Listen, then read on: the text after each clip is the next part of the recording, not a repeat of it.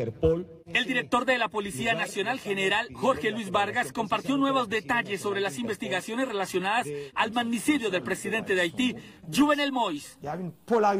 Hemos logrado la identificación de 21 colombianos, 3 de ellos muertos y 18 capturados.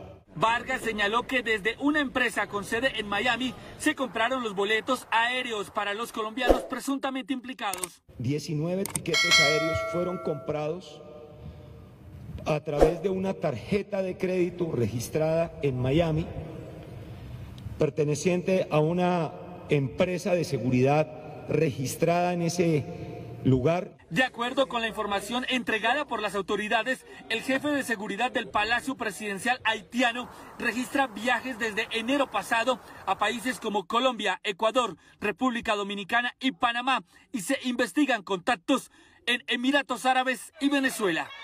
El equipo interinstitucional que opera desde Colombia apoya a la Comisión Internacional que está en Haití y responde a los requerimientos de información